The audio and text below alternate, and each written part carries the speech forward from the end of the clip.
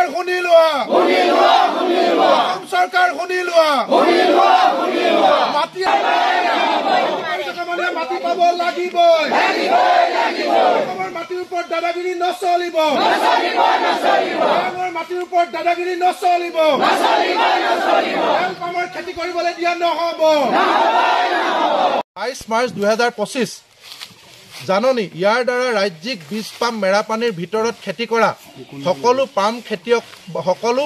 পামখনৰ খেতিয়কক জনোৱা যায় যে খাদ্য তেল পাম ৰাষ্ট্ৰীয় অভিযান আৰম্ভ হোৱাৰ প্ৰেক্ষাপটত ৰাজ্যিক বীজ পাম মেৰাপানী নিৰ্ধাৰিত সীমাৰ পৰা 200 ফুটৰ ভিতৰত অঞ্চলটো তেল পাম বাগিচাৰ বাবে আবণ্টন দিয়া হৈছে গতিকে এই পত্ৰ জাৰি হোৱা তাৰিখৰ পৰা সকলো পাম খেতিয়কৰ ওপৰত উল্লেখ কৰা এলেকাৰ ভিতৰত অৰ্থাৎ বীজ পামৰ ভিতৰত কোনো ধৰণৰ খেতি কাম হাতত ল'ব নোৱাৰিব উপ সঞ্চালক ৰাজ্যিক বীজ পাম টেমছু থুচি আৰু কৈছে যে কৃষি বিভাগৰ সঞ্চালক বৰ্ডাৰ মেজিষ্ট্ৰেট ইয়াত চাকৰি কৰা মানুহক আৰু খেতিয়কক সকলোকে এখন কাগজ দি দিয়া হৈছে মই অসমীয়াখন আপোনালোকক পঢ়ি দিছোঁ আমাৰ আগৰ পৰাই এইটো ইমান ডাঙৰ এইটো বস্তুটো আমাৰে হ'ব আমাৰে মাটি কৈ কিনে চবেই দুখ কৰি কিনে জংঘল কাটিলে চাফা কৰিলে ইমান বছৰ খাইছে 50-60 বছৰ হৈছে এইটো আমি কেনেকৈ দিব আমি কেতিয়াও এৰি দিবলৈ নোৱাৰোঁ নাগা সোমাবই নোৱাৰিব ইয়াত আমি কেতিয়াও নামানো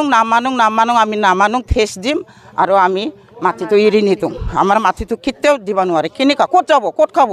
আমি এতিয়া শুব নোৱাৰে থাকিব নোৱাৰে খাবলৈ শান্তি নাই আমি মাটিটো কেনেকুৱা সোমাবা দিছে কেনেকুৱা কি কৰিলে অসম চৰকাৰ ক'ৰ গ'ল এতিয়া ইলেকশ্যন আহি আছে খালি ভোট লাগে এইটো বা আহিব পাৰে এইটো যদি সন্মান নকৰে আমি ভোটো নিদিওঁ আমি একদম ওলাবলৈ নিদিওঁ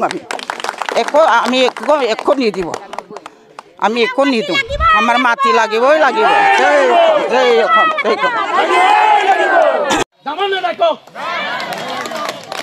মূলা গাভৰুৰ নাম শুনিছে নাই আপোনালোকে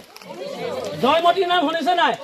গতিকে আপোনালোকক নাৰী শক্তি একোগৰাকী জয়মতী আৰু মূলা গাভৰু আপোনালোকৰ বড়োৰ তেনেকুৱা বীৰাংগনা ৰমণী আছে নাই বুলি আছে আপোনালোকৰ মাজৰো আছে গতিকে সেই ভূমিকাটো আমি পালন কৰিব লাগিব গম পাইছেনে একোডাল কৰিব নোৱাৰে কত আন্দোলন হ'ল কিবা হ'ল সিহঁতি কৰিবলৈ পৰা ক্ষমতা আছে পৃথিৱীত এনেকুৱা এটা জাতি নাই কাৰোবাক নিশেষ কৰি দিব পাৰিছে নেকি আজি অসমৰ গাঁও এখন লগাই যদি ধূনা খিতা কৰিবলৈ আহে আমাৰ চৰকাৰে কি তেওঁলোকক মানে ইমান সহজে মাৰিবলৈ দিব নেকি কেতিয়াও নিদিয়ে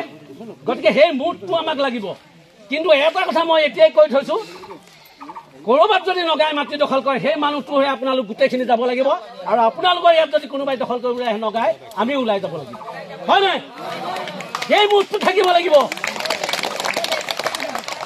থাকিব লাগিব বছ সেইটোৱে কথা আমি গোটেই মাউখে উঠিলে একেলগে উঠি যাম একো কৰিব নোৱাৰে চিন্তা নকৰিব মই বেছি নকওঁ ইমানে ক'লো আৰু যিকেইটা প্ৰস্তাৱ আমি ল'ম বছ ইমানেই ভয় কৰিবলৈ দৰকাৰ নাই আমাৰ লগত নেতা আছে আমাৰ বিদ্যুৎ শইকীয়া ডাঙৰীয়া আছে জাতীয়তা পৰিষদৰ নেতা আছে চুতীয়া ছাত্ৰ নেতা আছে বিভিন্ন সাংবাদিকসকল আছে ভয় কৰিবলৈ একো প্ৰয়োজন নাই